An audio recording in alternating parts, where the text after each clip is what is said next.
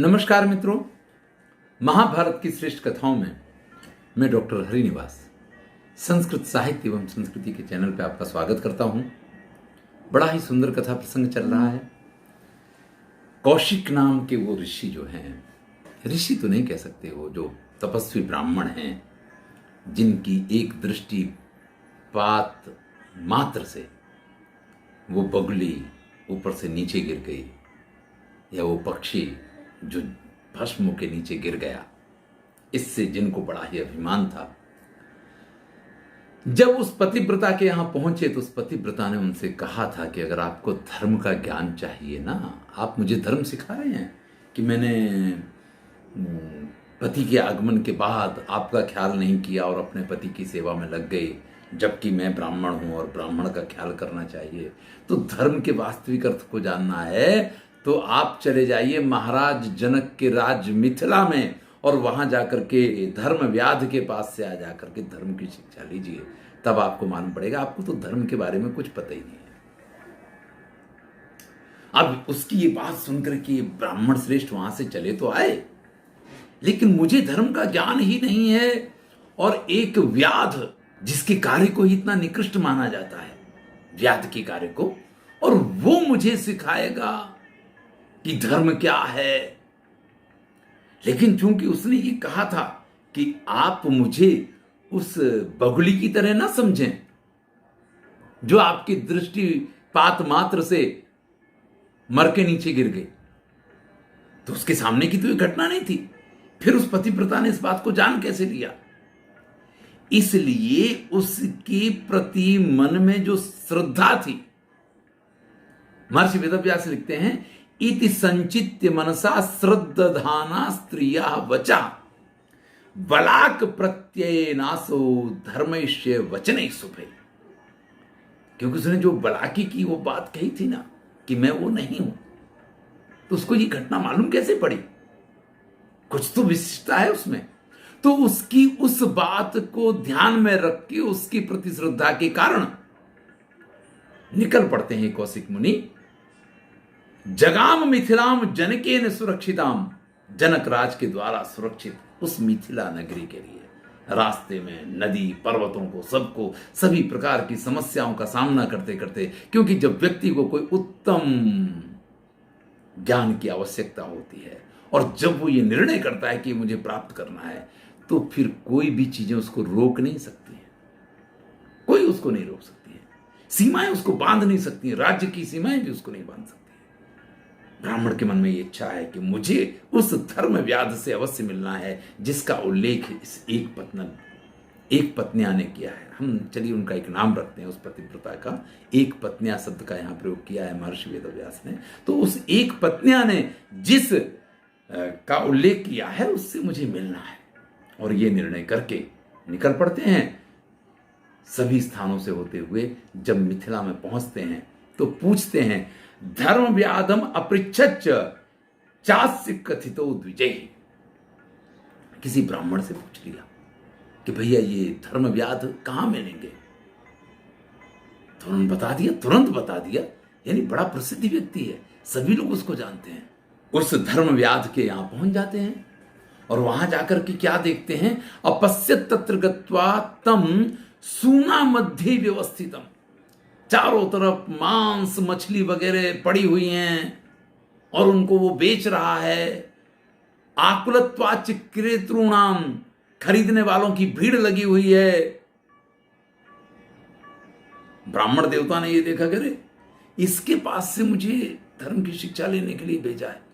ये है वो धर्म व्याध जो मांस का विक्रय कर रहा है। कहीं कटा हुआ भैंसा है, कहीं बकरी है, कहीं कुछ है। मार्ग माहिस मांसानी विक्रीडंति तपस्विना, कहीं सुअर का मांस है, और ये सब कुछ वो बेच रहा है। ब्राह्मण देवता संस्थितो एकांते द्विजहा, उनसे तो वो देखा भी नहीं जा रहा है, एक तरफ जाकर के खड़े हो जाते हैं। जैसे ही ब्राह्मण की तरफ उसकी नजर पड़ी, सतु ज्ञात्वा द्विजम प्राप्तम सहसा संभ्रमोत्थिता, तो वो एकदम से खड़ा हो जाता है, सब ग्राहकी छोड़ के कि ठीक है तुम भैया सब खड़े रहो थोड़ी देर, मुझे पहले ब्राह्मण देव से मिलना है। और उनके पास जाकर के एक तरफ खड़े थे, उनके पास जाकर के पहुंच जाता है और अभिवादन करता है। कहता अभिवादये त्वाम भगवान, स्वागतम ते द्विजोत्तमे। हे भगवान, आपको मैं अभिवादन करता हूं, आपका स्वागत है। अहम व्याधो ही भद्रम ते किम किम करोमि प्रसादी में। मैं ही व्याध हूं, कहिए आपकी क्या सेवा मैं कर सकता हूं, आपके लिए मैं क्या करूं। और इतना कहते कहते वो व्याधि ये कहता है, एक पत्न्या यदि तोसी, उस एक पत्न्या ने जो आपसे कहा है ना कि गच्छत तुम मिथिलाधिप, तुम मिथिला नगरी में जाओ, वो सब बात मुझे मालूम है। मुझे मालूम है कि आप किस लिए आए हैं, लेकिन फिर भी मैं चाहता हूं कि आप बताइए कि मैं आपकी क्या सेवा करूं। ब्राह्मण देवता के लिए दूसरी आश्चर्यजनक घटना थी। जैसे उस एक पत्निया ने कह दिया था कि मैं कोई बलाकी नहीं हूं, ऐसे यहां मैं आया हूं, मेरे आने का प्रयोजन इन महाशय को पहले से पता है। रात की जमाना हो तो आदमी ये कहे कि मोबाइल से बता दिया होगा, उन दोनों का कोई कांटेक्ट होगा, उस एक पत्निया ने इस व्याध को बता दिया होगा। लेकिन उस समय तो ऐसे मोबाइल नहीं थे, और ब्राह्मण देवता तो उसके यहां से अपने घर पहुंचे, और पहुंचते पहुंचते तो उन्होंने निर्णय कर लिया कि नहीं, मुझे तो वहां जाना है। और जब ललक लगी होती किसी काम के लिए, तब व्यक्ति बड़ी तीव्रता के साथ आता है, तो बड़ी जल्दी यहां आए। आप ऐसा भी नहीं सोच सकते कि किसी के यहां तो संदेश भेज दिया होगा, और ऐसा संदेश कोई क्यों भेजेगा, उसको थोड़ी पता है कि ये वहां जाएंगे उनके पास ये सब कुछ सीखने के लिए। तो श्रुत्वा च तस्य तद वाक्यम स विप्रो भ्रस विस्मिता। महर्षि वेदव्यास लिखते हैं, उसकी ये बात सुन करके वो ब्राह्मण देवता बड़े आश्चर्य में पड़ जाते हैं। द्वितीयम एकदम आश्चर्यम, ये तो दूसरी आश्चर्यजनक घटना थी। एक तो वहां पे हुई कि उसने कह दिया कि मैं बलाकी नहीं हूं, और दूसरी ये घटना कि इनको पहले से पता है कि मैं किस लिए आया हूं। फिर तो भाई ब्राह्मण देवता स्वाभाविक है कि उनके प्रति श्रद्धा हो जाए, भले वो मांस का व्यवसाय कर रहा था जो हो, लेकिन वो व्याधि ये कहता है, ये स्थान आपके लिए योग्य नहीं है, आप हमारे घर पे चलिए। गृहम गच्छाओ भगवान यदि ते रोचते न, आप वहां चलिए मेरे घर पे, वहां मैं आपसे मिलूंगा, वहां मैं आपसे बात करूंगा, ये जगह आपके लिए उचित नहीं है। ऐसा कहकर के अगर आपकी इच्छा है तो आप घर पे चलिए।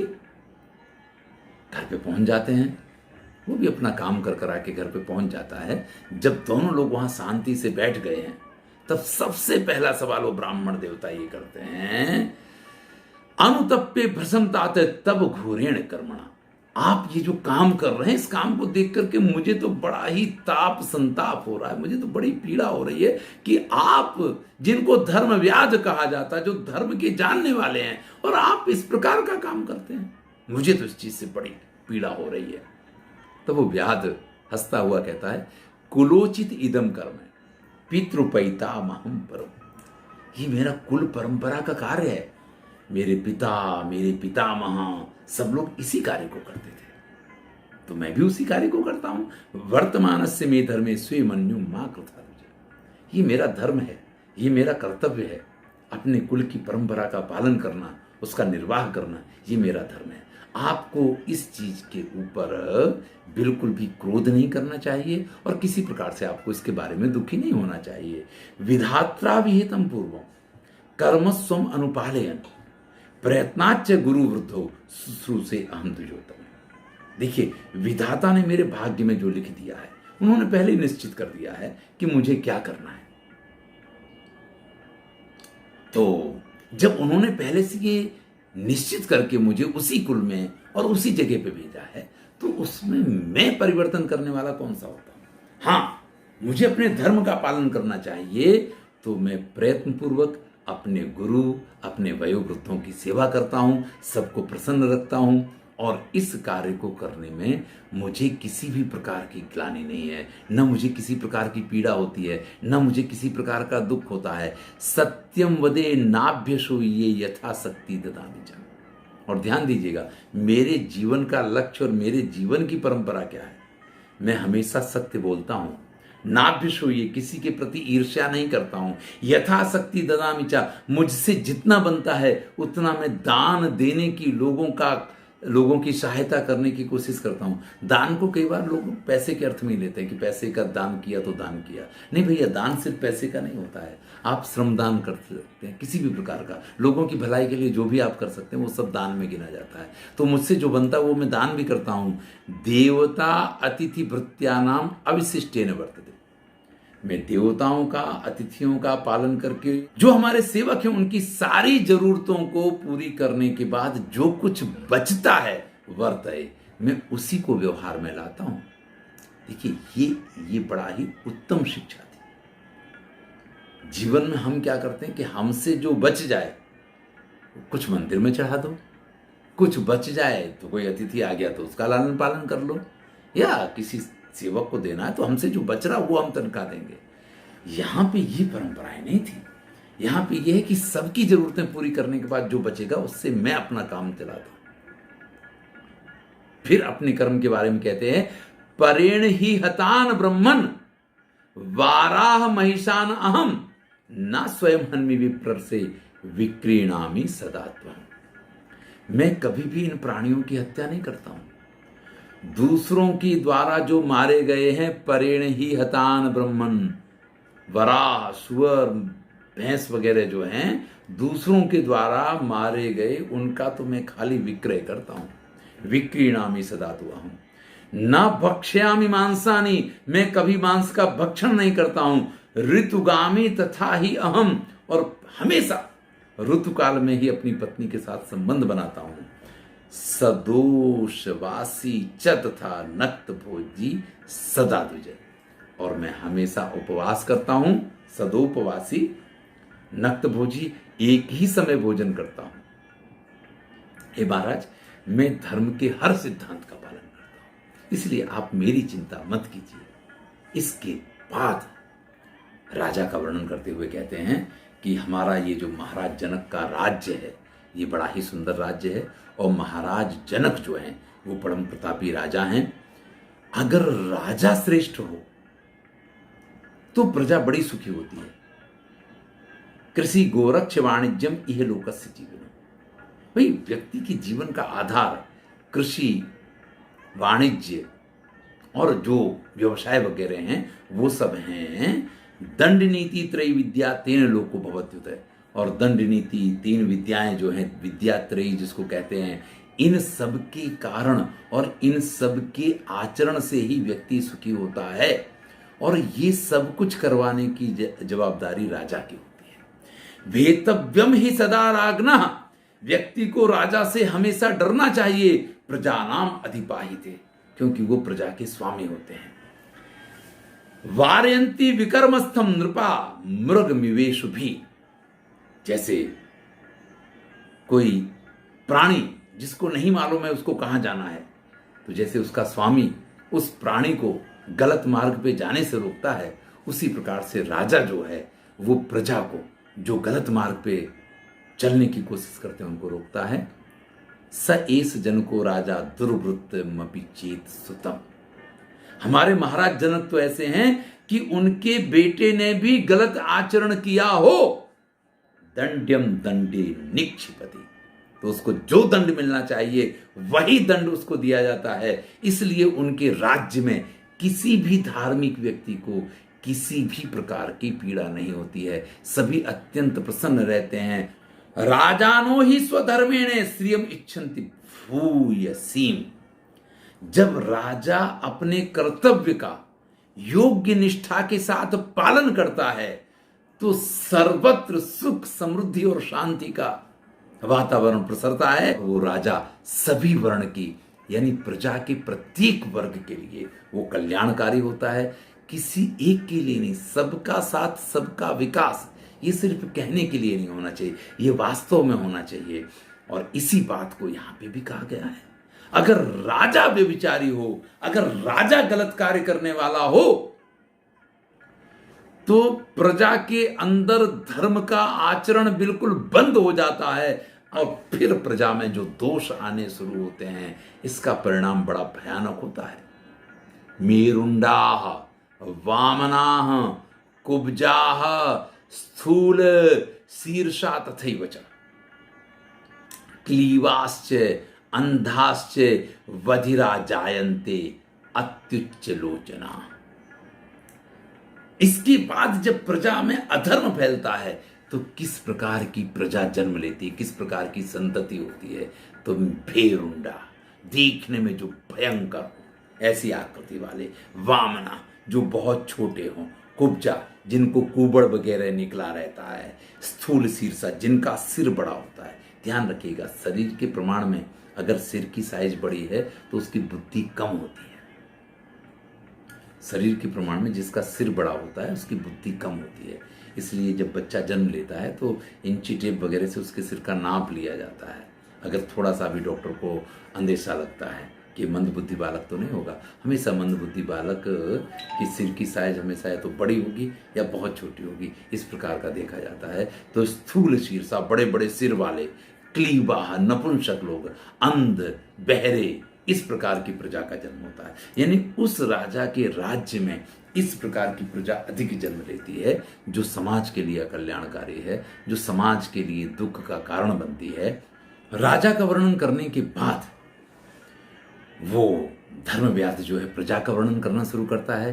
राजा कैसा होना चाहिए तो बता दिया, लेकिन प्रजा भी कैसी होनी चाहिए। देखिए, प्रजा को भी झूठ नहीं बोलना चाहिए, झूठ के मार्ग का परित्याग करना चाहिए। कोई ना मांगे फिर भी अगर आपको मालूम पड़े तो दूसरों की मदद करनी चाहिए।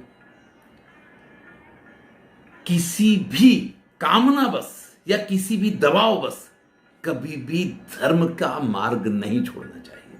देखिए, या तो व्यक्ति अपनी इच्छाओं की पूर्ति के लिए या किसी के दबाव के कारण अपने कर्तव्य का परित्याग करता है, ऐसा नहीं करना चाहिए। जो लोग प्रिय हो जाए तो आनंद में आके पार्टी करने लग गए और अप्रिय हो जाए तो बड़ा दुखी हो जाते हैं, इस प्रकार से प्रजा को नहीं होना चाहिए। अनासक्त योग है, श्रीमद् भगवद गीता में श्री कृष्ण ने प्रस्तुत किया है। कभी भी किसी भी बात से इस प्रकार से दुखी नहीं होना चाहिए और अपने कर्तव्य का परित्याग कभी नहीं करना चाहिए। न पापी प्रतिपापाशय, आप पापी के प्रति प्रतिपाप नहीं कर सकते हैं। कोई आपका बुरा करता है तो आप उसका बुरा नहीं कर सकते हैं। अगर आप उसके सामने बुराई के सामने बुराई का आचरण करेंगे तो जो पाप का आचरण करता है उसको कोई नहीं मारता है, वो अपने पाप के कारण खुद ही मर जाता है। एक बड़ी सुंदर कथा है, इस कथा प्रसंग पे आपको कहता हूं, महात्मा गांधी के जीवन से संबंधित है। बापू साबरमती आश्रम में रहते थे। एक बार की बात है कि एक चोर पहुंच गया साबरमती आश्रम में। वो चोर तो नहीं होगा, बेवकूफ़ ही होगा, क्योंकि आश्रम में क्या मिलने वाला है अगर इसका ख्याल किया होता तो खुद ही आश्रम में नहीं जाता। लेकिन पहुंच गया, चोरी करने लग गया। आश्रम में रहने वाला एक व्यक्ति जग गया, उसने और 4-5 लोगों को जगा दिया, चोर को पकड़ लिया गया। अब चोर को पकड़ के कोठरी में बंद कर दिया गया। सुबह बापू उठे तो बापू के सामने उसको प्रस्तुत किया गया। लगभग 9 बज चुके थे। बापू नित्यकर्म से निवृत्त होकर के और सारे काम करके जब सभा जैसी भरती होगी, बापू बैठते होंगे, तब उनके सामने प्रस्तुत किया गया। और चोर बेचारा इस चक्कर में कि आज बस बापू जैसे के सामने तो क्या होने वाला है, जो सजा देंगे वो भोगनी पड़ेगी और पुलिस को सौंप देंगे तो सारी कहानी खत्म हो जाएगी।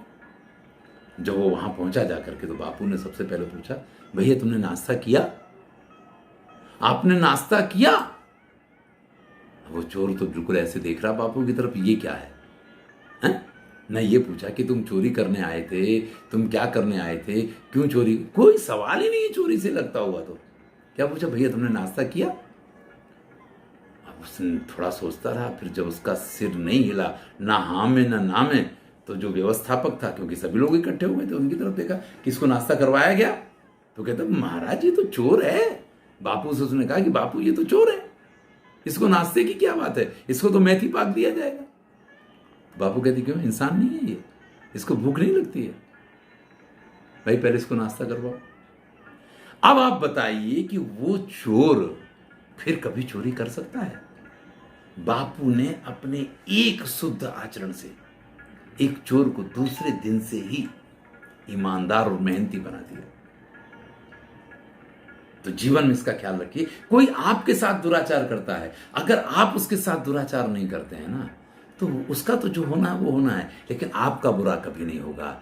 न लोके राजते मूर्खा केवल आत्म प्रशंसा। कभी भी इस संसार में कोई भी व्यक्ति सिर्फ अपनी प्रशंसा करके प्रसन्न नहीं रह सकता है। जो सिर्फ अपनी प्रशंसा करता है, इससे वो कभी आगे नहीं बढ़ सकता है। देखिए, हमेशा श्रेष्ठ कार्य करने वाला, लोग जिसकी प्रशंसा करते हैं वो आगे बढ़ा करते हैं। जो अपने मुंह मियां मिट्ठू बनते हैं, उनके लिए इस संसार में कोई भी विकास की स्थिति नहीं होती है, वो कभी तरक्की नहीं कर सकते।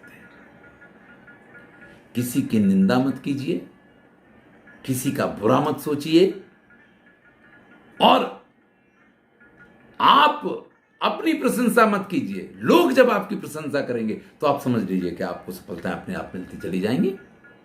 इस प्रकार से उसने अपना और अपने राज्य का और प्रजा का धर्म इन ब्राह्मण श्रेष्ठ को बताया। अब ब्राह्मण श्रेष्ठ आगे क्या पूछते हैं और आगे क्या वो सुनाता है, ये हम अगले वीडियो में देखेंगे। अगर आपको ये वीडियो अच्छा लग रहा है तो भैया लाइक कर दो, और अगर चैनल नहीं सब्सक्राइब किया तो सब्सक्राइब करो। ऐसे ही उत्तम उत्तम आप इस चीज़ का ध्यान रखिए कि आपको ये कथाएं उपयोगी लगे ना लगे, लेकिन घर में इनको बजने दीजिए। बच्चों के अंदर इनके संस्कार अपने आप जाएंगे। धन्यवाद। मैं हूं डॉक्टर हरिनिवास और चैनल का नाम है संस्कृत साहित्य एवं संस्कृति। महाभारत की श्रेष्ठ कथाएं चल रही हैं, आनंद लीजिए।